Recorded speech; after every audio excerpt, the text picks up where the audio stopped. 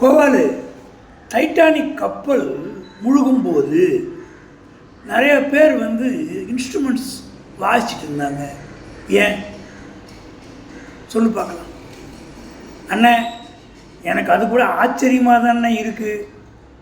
ஒரு மனுஷன் கப்பல் முழுகுது, இறக்க போகிறோன்னு தெரியும் போது கூட இன்ஸ்ட்ருமெண்ட்டு வாசிக்கிறாங்க. வயலின், கித்தார் இதெல்லாம் வாசிக்கிறாங்கன்னா அது எப்படின்னா எனக்கு அது புதிதாக தானே இருக்குது. கோவாலு, இசைக்கும் மனுஷனுக்கும் ஒரு தொடர்பு இருக்குது. இசை ஒரு மனுஷனுக்கு அமைதி கொடுக்கும். ஒருத்தன் ஆபத்து நேரத்தில் இசையை காது கொடுத்து கேட்கும்போது அந்த ஆபத்தோடைய அந்த வீரியம், அந்த டெப்த்தாக இருக்கிறது குறைஞ்சிடும்.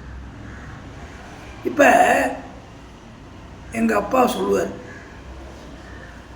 எக்ஸாமுக்கு முதல் நாள் ஒரு சினிமாவுக்கு போயிட்டு வரணும். போயிட்டு வந்தால் மைண்ட் ரிலாக்ஸ்ட் ஆகிடும், அந்த படபடப்பு குறையும். ஏன், அந்த சினிமாவில் 2 சினிமா பாட்டு இருக்கும், அந்த பாட்டை கேட்பீங்க, அந்த இசை உங்கள் மைண்டை ரிலாக்ஸ் பண்ணும். அண்ணே, அருமையாக சொன்னீங்கண்ணே. ஆனால் ஒரு விஷயம் சொல்லுங்கண்ணே, இந்த இசை ஒரு இடத்துல நல்லா இருக்குன்னா ஒரு இடத்துல நல்லா இல்லைண்ணே. எங்கே சொல்லு பார்க்கலாம் கோவாலு. அண்ணே, ராத்திரி ரேடியோவிலையோ டிவிலையோ மெல்லமாக அந்த இசையை கேட்கும்போது அவ்வளோ இனிமையாக இருக்குண்ணே. மைண்ட் ரிலாக்ஸ்ட் ஆகி தூங்கிடுறோண்ணே, எந்த கஷ்டமும் இல்லைண்ணே. அதே பாட்டு, அதே இசை ஒரு கல்யாண சத்திரத்தில் போய் உட்காடுறோண்ணே, அங்கே ஒரு மியூசிக் பார்ட்டியில் பெரிய பெரிய ஸ்பீக்கரை வச்சு அந்த ஹாலே அதிர்ற அளவுக்கு பண்ணுறாங்கண்ணே.